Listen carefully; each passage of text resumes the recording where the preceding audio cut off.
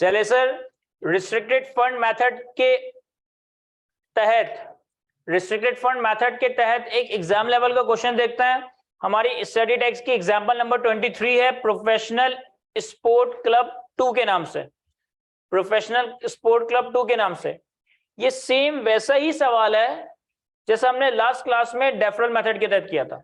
इस सवाल की जितनी इंफॉर्मेशन है सारी की सारी इंफॉर्मेशन वही है जो कल की क्लास में हमने डेफरल मेथड का सवाल देखा था।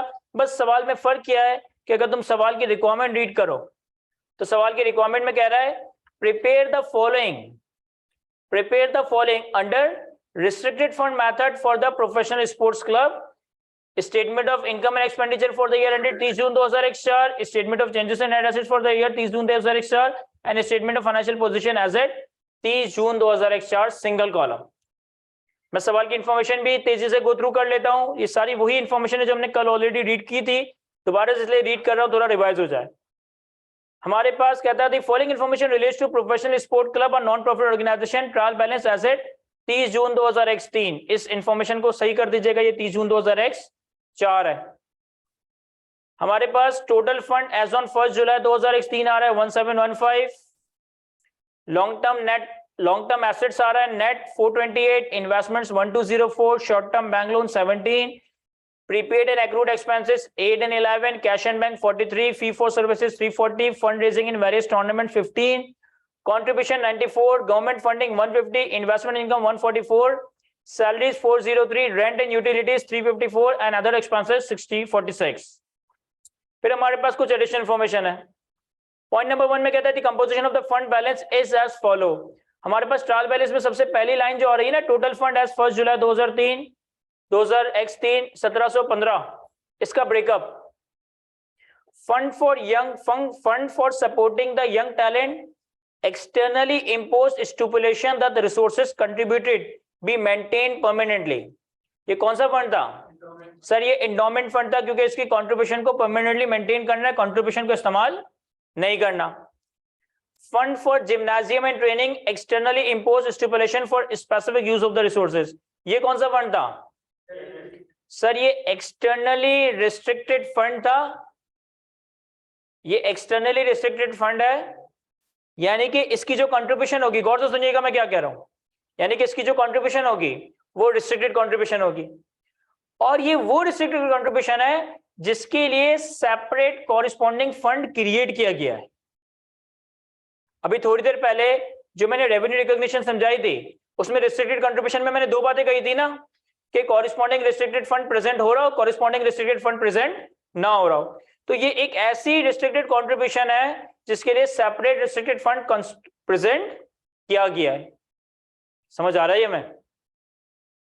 इसके बाद fund for acquiring a franchise in popular league, internally imposed stipulation for specific use of resources. Sir ये एक इंटरनली रिस्ट्रिक्टेड फंड है। And fund for general operation no restriction, ये एक जनरल या अनरिस्ट्रिक्टेड फंड है।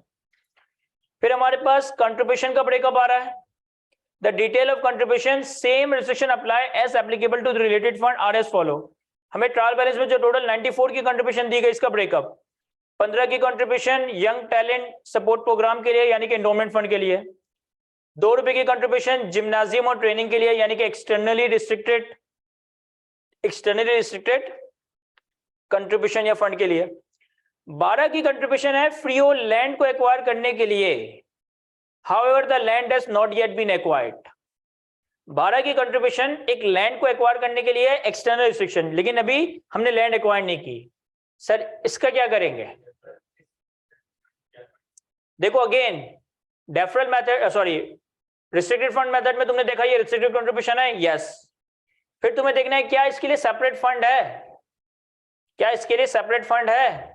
नहीं सर, इसके लिए सेपरेट फंड नहीं है। जब सेपरेट फंड ना हो तो फिर हम क्या करते हैं सर? हम वही काम करते हैं जो हम डेफरल मेथड में करते थे, यानी कि इसे हम डेफर करके अमोर्टाइज करेंगे जब इसके बैक पे एक्सपेंसेस आ रहे होंगे। क्या समझ आ रहा है मैं क्या कह रहा हूं? फिर कह रहा है contribution to repay loan that was taken to fund current year expense. Current year के एक्सपेंस को फंड करने के लिए हमने लोन लिया, उस लोन की रिपेमेंट के लिए हमें कंट्रीब्यूशन मिला। क्या करना चाहिए इसका? करंट ईयर के एक्सपेंसेस को देने के लिए हमने लोन लिया, उस लोन के रिपे करने के लिए हमें कंट्रीब्यूशन मिला, तो ये इनकम है एक्सपेंस है? सर ये इनकम है, हमें तो कंट्रीब्यूशन मिला है ना, ये इनकम है। अब ये इनकम किससे पर्टेन करती है?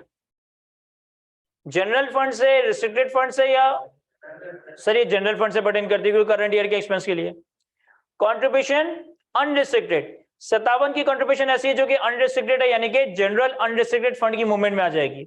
लेकिन इसके आगे ब्रैकेट में लिखा है, but professional sport club itself imposed decision that 3 million will be allocated for acquiring in franchise in popular league। लेकिन 57 मिलियन में से हमने इंटरनली डिसाइड किया कि हम 3 मिलियन फ्रेंचाइज खरीदने के लिए सेपरेट कर देंगे। अब ये 3 मिलियन का क्या करेंगे? सर ये इंटरनल ट्रांसफर है, इसे इनकम एंड एक्सपेंडिचर में दिखाएंगे या statement in changes in net assets में? सर इंटरनली फंड्स का जो ट्रांसफर है वो हमेशा कहां आएगा? Statement in changes in net assets. Point number 3 में कहता है कि गवर्नमेंट की तरफ से जो हमें फंडिंग मिली है ना, आपको सवाल में नजर आएगा 150 मिलियन। गवर्नमेंट की तरफ से आपको सवाल में नजर आएगा कितनी फंडिंग मिली है? 150 million. The government funding was received to support PSC general operation for 5 years starting from 1 January 2004। अब अगेन ये जो गवर्नमेंट की तरफ से फंडिंग मिली है, क्या ये इंडोमेंट कंट्रीब्यूशन है, रिस्ट्रिक्टेड कंट्रीब्यूशन है, या अनरिस्ट्रिक्टेड कंट्रीब्यूशन है? गवर्नमेंट की तरफ से 5 साल के ऑपरेशनल एक्सपेंसेस को मीट करने के लिए पैसे मिले हैं, क्या ये इंडोमेंट, रिस्ट्रिक्टेड या अनरिस्ट्रिक्टेड? सर ये रिस्ट्रिक्टेड कंट्रीब्यूशन है, 5 साल के एक्सपेंसेस के लिए दिए ना, ये रिस्ट्रिक्टेड कंट्रीब्यूशन है क्योंकि 5 साल के एक्सपेंसेस के लिए दिए।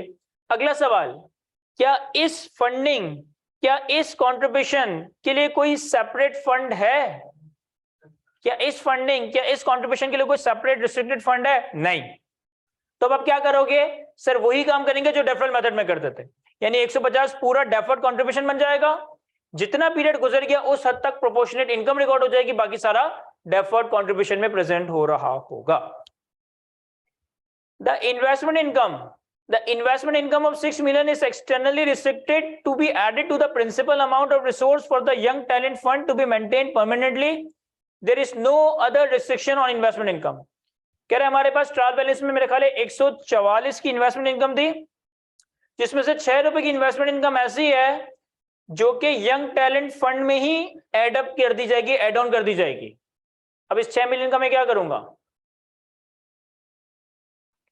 6 मिलियन की इन्वेस्टमेंट इनकम ऐसी है जिससे आपका यंग एंडोमेंट फंड का ही बैलेंस इंक्रीज कर दिया जाएगा। सर ये इनकम एंड एक्सपेंडिचर में ही जाएगा, लेकिन इंडोमेंट फंड के कॉलम में, क्योंकि ये 6 मिलियन की investment income specifically endowment fund के अगेंस्ट है ना। Long term asset in the trial balance include free hold land of 20 million जो डेप्रिशिएट नहीं होगा, कलेक्शन ऑफ 8 मिलियन जो कि डेप्रिशिएट नहीं होगा। सर कलेक्शन क्या था? एंटीक्स, रेयर, यूनिक चीजें जिसे हम डेप्रिशिएट नहीं करते बल्कि उनकी वैल्यू अप्रिशिएट हो रही होती है। This collection represents item of historical value that is worth preserving perpetually and PSC is committed to protect and preserve them as a part of their organization policy. Long term assets are depreciated, यानी कि total long term assets है 428, जिसमें 20 की land है, 8 के collections है, तो इसके अलावा ये 400 बचे। 400 के जो लॉन्ग टर्म एसेट है इसे हम 20% रिड्यूसिंग बैलेंस मेथड पे डेप्रिशिएट करेंगे और सारी डेप्रिसिएशन को जनरल ऑपरेशंस में डालेंगे, यानी इसे मैं अलोकेट नहीं करूंगा, सारा का सारा डेप्रिसिएशन जनरल फंड में आ जाएगा। As per the agreement with the contributor of the Young Support Program, PSC is required to allocate 5 million from unrestricted fund to restricted fund annually. Sir हमने यंग सपोर्टर प्रोग्राम के contributor से वादा किया है कि आप हमें इस फंड के लिए कंट्रीब्यूशन दें, हम भी हर साल 5-5 मिलियन आपके फंड में कंट्रीब्यूट करेंगे। तो ये इंटरनल ट्रांसफर है, ये इनकम एंड एक्सपेंडिचर में नहीं आएगा, चेंजेस इन नेट एसेट्स में आएगा। And the allocation of expenses as follow, हमारे पास जो सैलरी, रेंट और अदर एक्सपेंसेस आ रहे हैं ट्रायल बैलेंस में, उसका मैं इन्होंने ब्रेकअप दिया है कि कितना जनरल से पर्टेन करता है, कितना जिम और ट्रेनिंग से पर्टेन करता है, 370, 33, 325, 29 और 40 और 6। तो सेम सवाल की सारी इंफॉर्मेशन वही है जो हमने कल की क्लास में डेफरल मेथड के तहत देखी थी, बस यहाँ पे सिर्फ रिक्वायरमेंट में फर्क है कि आपने इस सवाल को अब रिस्ट्रिक्टेड फंड मेथड के तहत सॉल्व करना है। एक दफा सवाल को उसके फॉर्मेट को गो थ्रू कर ले, फिर मैं सॉल्व करवाता हूं इसे। चलिए सर सॉल्व करते हैं सवाल को। हमारे पास स्टडी टेक्स्ट की एग्जांपल नंबर 23 है, प्रोफेशनल स्पोर्ट क्लब 2 के नाम से, जिसमें हमारे पास ट्रायल बैलेंस और कुछ एडजस्टमेंट्स गिवन है और हमें रिस्ट्रिक्टेड फंड मेथड के तहत income and expenditure, statement of changes in net assets and statement of financial position prepare करना है। तो सबसे पहले तो मैंने आपके सामने बोर्ड पे फॉर्मेट प्रेजेंट कर दिया है। एक तरफ में हम इनकम एंड एक्सपेंडिचर बना रहे होंगे डिफरेंट फंड्स के लिए सेपरेट सेपरेट, जो कि रिक्वायरमेंट थे रिस्ट्रिक्टेड फंड की। उसके बाद फिर हम statement of changes in net assets बनाएंगे और उसके बाद फिर हम ultimately statement of financial position बना रहे होंगे। मैं करता ये हूं कि सवाल की एडजस्टमेंट से चलता हूं और अकॉर्डिंगली एडजस्टमेंट्स को मैनेज करने की कोशिश करता है। सबसे पहले पॉइंट नंबर 1 में कहता है the composition of the fund balance is as follow. हमारे पास कोई टोटल 4 तरह के फंड्स थे। एक एंडोमेंट फंड था यंग टैलेंट सपोर्ट प्रोग्राम के तहत, एक एक्सटर्नली रिस्ट्रिक्टेड फंड था जिम्नाजियम एंड ट्रेनिंग सेंटर्स के नाम से, एक इंटरनली रिस्ट्रिक्टेड फंड था फ्रेंचाइज परचेस करने के लिए, और एक हमारे पास जनरल या अनरिस्ट्रिक्टेड फंड था। इन चारों फंड्स का हमारे पास ओपनिंग बैलेंस अवेलेबल है 1715। तो इन ओपनिंग बैलेंसेस को मैं क्या करूंगा सर, इन ओपनिंग बैलेंसेस को मैं statement of changes in net assets में एज ए ओपनिंग फिगर दिखा देंगे। तो यह आ जाएगा एज एट 1 जुलाई 2003। सर इंडोमेंट फंड का ओपनिंग है 50, ट्रेनिंग है gym centre that is externally restricted fund का ओपनिंग है 115, फ्रेंचाइज परचेज करने के लिए इंटरनल रिस्ट्रिक्टेड फंड का ओपनिंग है 3, और जनरल या अनरिस्ट्रिक्टेड फंड है 1547। ये हमारे पास इन चारों फंड्स का ओपनिंग आ गया, टोटल है हमारे पास 1715। ठीक हो गया। इसके बाद पॉइंट नंबर 2 में कहता है कि ड्यूरिंग द ईयर जो आपको 94 की कंट्रीब्यूशन मिला, इसका ये ब्रेकअप है। अब जो फंड्स हमारे पास है उन फंड्स की कंट्रीब्यूशन तो हम इनकम एंड एक्सपेंडिचर में उन फंड के नाम से शो कर देंगे। तो मैं अपने पास इनकम एंड एक्सपेंडिचर में कंट्रीब्यूशन, सबसे पहली कंट्रीब्यूशन है contribution for supporting young talent, जो कि हमारा एक एंडोमेंट फंड था 15। तो इसे मैं यंग टैलेंट के एंडोमेंट फंड के कॉलम में ही प्रेजेंट करता हूं। इसके बाद contribution for gymnasium and training the 2, हमारे पास एक्सटर्नली रिस्ट्रिक्टेड फंड के लिए कंट्रीब्यूशन है 2, इसे जिम्नाजियम एंड ट्रेनिंग फंड के में ही शो करता है। इसके बाद हमारे पास contribution to acquire free hold land external restriction, however the land has not yet acquired. हमें लैंड को एक्वायर करने के लिए एक कंट्रीब्यूशन दिया गया, यानी कि रिस्ट्रिक्टेड कंट्रीब्यूशन है, और इस लैंड को एक्वायर करने के लिए कोई सेपरेट फंड है नहीं, कोई सेपरेट फंड है नहीं। तो मैं क्या करूंगा कि एज पर the deferral method account for करूंगा, और डेफरल मेथड के तहत चूंकि ये डेप्रिशिएबल नॉन डेप्रिशिएबल एसेट के अगेंस्ट है, लेकिन अभी हमने लैंड परचेज ही नहीं किया, तो हम इसे ऐसा नॉन करंट लायबिलिटी में डेफर्ड कंट्रीब्यूशन के नाम से दिखा देंगे, दैट इज 12। इसके बाद contribution to pay loan that was taken to fund current year, 8 रुपए का करंट ईयर के एक्सपेंस के लोन की रिपेमेंट के लिए, यानी कि ये जनरल फंड में जाना चाहिए, दैट इज 8। और उसके बाद है कंट्रीब्यूशन अनरिस्ट्रिक्टेड, 57 की अनरिस्ट्रिक्टेड कंट्रीब्यूशन है, तो सॉरी ये 8 नहीं बल्कि 57 + 8 65 आ जाएगा। ठीक है।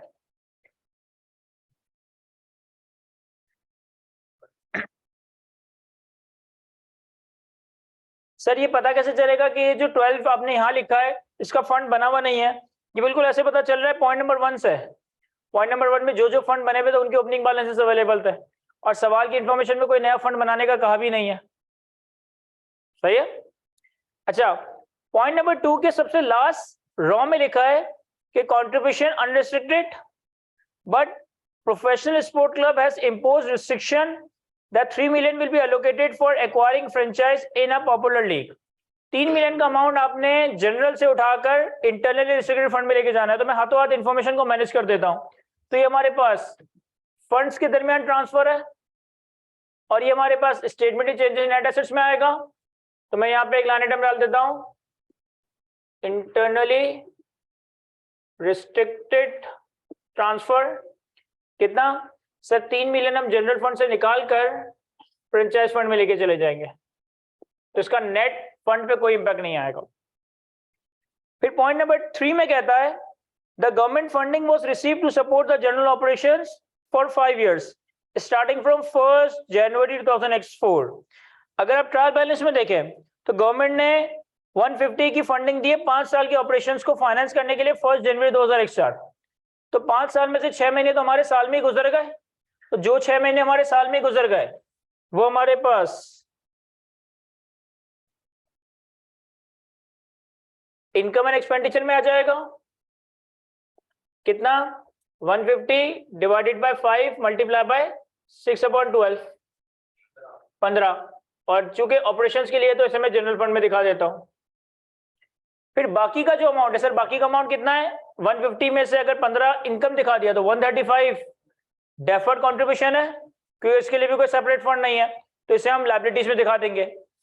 अब डेफर्ड के अमाउंट को हम करंट नॉन करंट में प्रेजेंट करेंगे।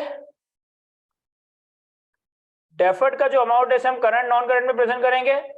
टोटल 150 की फंडिंग थी, 150 की फंडिंग में से 15 इनकम बना दिया तो 135 रहता है।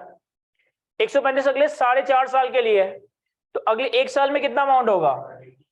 150 डिवाइड बाय 5 यानी कि 30, तो ये 30 करंट लायबिलिटी में। और 135 में से अगर मैं करंट हटा दूं तो हमारे पास 105 नॉन करंट आ जाएगा। क्लियर है? इसके बाद कहता है the investment income of 6 million is externally restricted to be added to principal amount of the resource of the young talent। यानी कि हमारे पास जो ट्रायल बैलेंस में इन्वेस्टमेंट इनकम आ रही है, टोटल इन्वेस्टमेंट इनकम तो 144 की है, जिसमें से 6 यंग टैलेंट प्रोग्राम के लिए, तो बाकी के ऊपर कोई रिस्ट्रिक्शन नहीं है, तो बाकी सारी हमारी अनरिस्ट्रिक्टेड जनरल फंड में चली जाएगी। 138, तो टोटल आ गया 144, ये टोटल आ जाएगा 50। सही है? Point number 5, long term asset in the trial balance include free hold land of 20 million, collection of 8 million।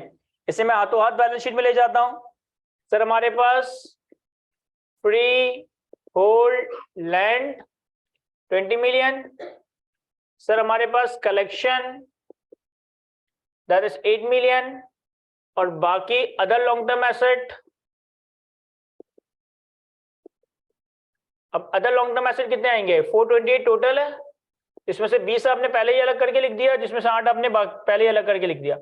400 रुपए। मैं 400 रुपए यहाँ इसलिए नहीं लिख रहा क्योंकि अभी वो डेप्रिशिएट भी होगा।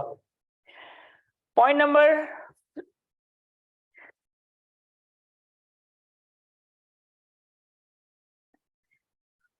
6 में कहता है कि हमारे पास जो लॉन्ग टर्म एसेट्स है उसे हमने 20% पे डेप्रिशिएट करना है, reducing balance method, and all the amortisation is charge to general operation. तो मैं डेप्रिसिएशन एक्सपेंस कैलकुलेट कर लेता हूं। सर डेप्रिसिएशन एक्सपेंस कितना होगा? सर डेप्रिसिएशन एक्सपेंस होगा 400 का 20%, दैट इज 80, और सारा का सारा डेप्रिसिएशन जनरल फंड में। अब 80 का डेप्रिसिएशन चार्ज करने के बाद हमारे पास जो लॉन्ग टर्म एसेट रह गया वो 400 माइनस 80, तो ये रह जाएगा 320। ठीक है? इसके बाद point number 7, as per the agreement with the contributor of the general young talent PSC is required to allocate 5 million from unrestricted fund to restricted fund। ये एक और ट्रांसफर है 5 million की, इसे चेंजेस इन नेट एसेट्स में दिखा देता है। ट्रांसफर्स जनरल फंड से 5 million निकाल कर एंडोमेंट फंड में लेके जाएंगे, तो नेट एसेट पे कोई फर्क नहीं पड़ेगा। और लास्ट है हमारे पास allocation of expense is as follow. Sir हमारे पास salary expense, rent and utilities और other expense. Sir general fund में सैलरी जाएगा 370 और जिम्नाजियम में 33, रेंट 325 और 29, अदर एक्सपेंस 40 और 6। तो हमारे पास सवाल में जो इंफॉर्मेशन अवेलेबल थी उसे हमने मैनेज कर लिया है। अब ट्रायल बैलेंस को क्लोज कर देता हूं। टोटल फंड साल के शुरू में ओपनिंग था उसे हमने प्लॉट कर दिया था। लॉन्ग टर्म एसेट्स हम 20 रुपए की लैंड, 8 रुपए का कलेक्शन, 400 के बाकी लॉन्ग टर्म एसेट्स को प्लॉट कर चुके। इन्वेस्टमेंट्स को बैलेंस शीट पे दिखा देते हैं। इन्वेस्टमेंट से हमारे पास 1204। इसके बाद शॉर्ट टर्म बैंक लोन 17 का, इसे भी बैलेंस शीट में दिखा देता है करंट लायबिलिटीज में।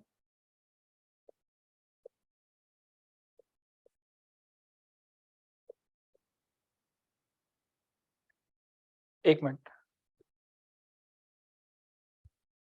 इसके बाद हमारे पास ट्रायल बैलेंस में प्रीपेड एंड एक्रूड एक्सपेंसेस आ रहा है। तो प्रीपेड एक्सपेंसेस को हम करंट एसेट्स में दिखा देता है, दैट इज 8, और एक्रूड एक्सपेंसेस को हम करंट लायबिलिटीज में दिखा देता है, दैट इज 11। इसके बाद हमारे पास कैश एंड बैंक आ रहा है 43, इसे भी करंट एसेट्स में दिखा देते हैं।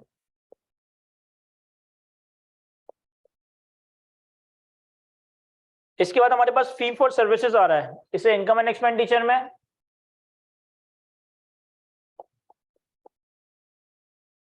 और कुछ भी बताया हुआ नहीं है तो इसका मतलब ये हमारी जनरल से पर्टेन करती होगी, दैट इज 340।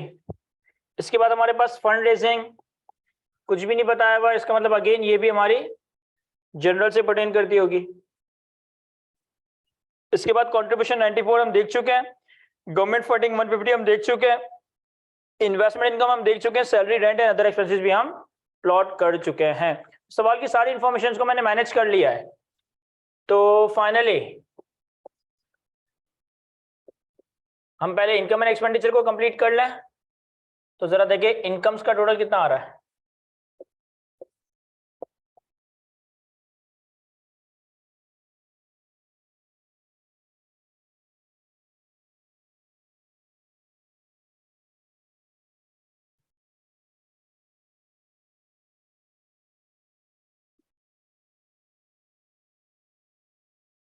तो हमारे पास सरप्लस या डेफिसिट आ जाएगा हर फंड का सेपरेट। इसका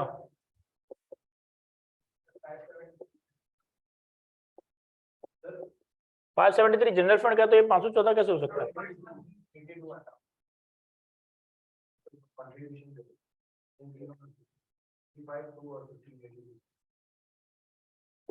तो ये चेंज हो जाएगा।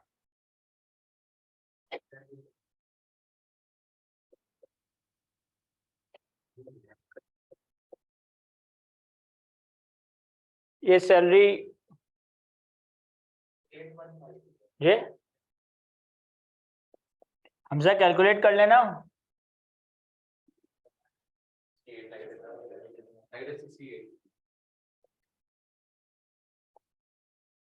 अब इनकम माइनस एक्सपेंडिचर्स, यहाँ पे मेरे ख्याल डेफिसिट आ रहा है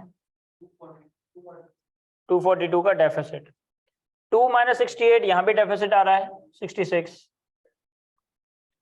यहाँ 21, और इन सब का टोटल देखो कितना है 370 प्लस 33 403, 325 29, और 40 और 6 तो 46, 40 और 6 56, 46 होगा। तो टोटल एक्सपेंसेस 287 नहीं लग रहे, 883, और 596 883 287। क्या ये समझ आ रहा है? मैं अब ये सरप्लस को उठाकर चेंजेस इन नेट एसेट्स में ले जाता है, सरप्लस या डेफिसिट्स को। तो जनरल का डेफिसिट है 242, इंटरनल रिस्ट्रिक्टेड फ्रेंचाइज का कोई यहाँ पे सेपरेट इनकम एंड एक्सपेंडिचर में नहीं आ रहा, एक्सटर्नल रिस्ट्रिक्टेड का 66, इंडोमेंट फंड का 21, तो ये टोटल आ गया 287 नेगेटिव। तो हमारे पास हर फंड का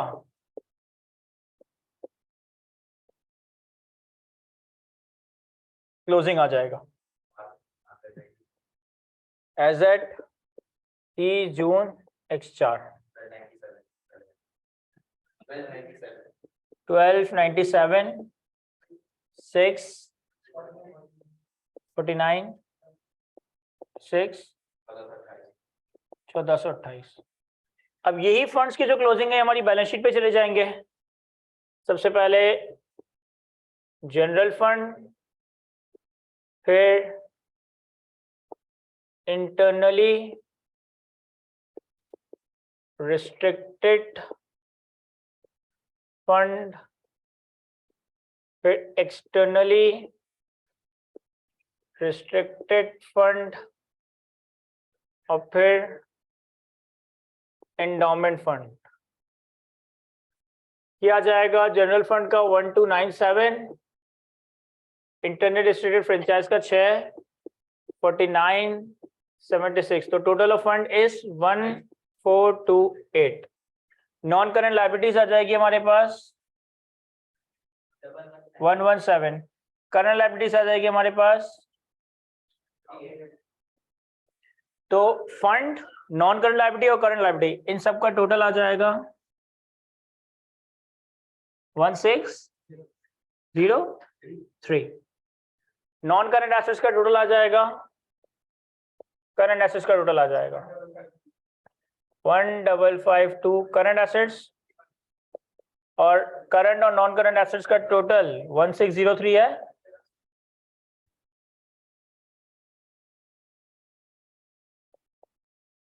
तो यहां तक हमारा ये सवाल कंप्लीट होता है। हमने रिस्ट्रिक्टेड फंड मेथड के तहत कंप्लीट नॉन प्रॉफिट ऑर्गेनाइजेशन की income and expenditure, statement of changes in net assets और बैलेंस शीट प्रिपेयर की है। कॉपी करें इसे तो फिर हम आगे बढ़ते हैं।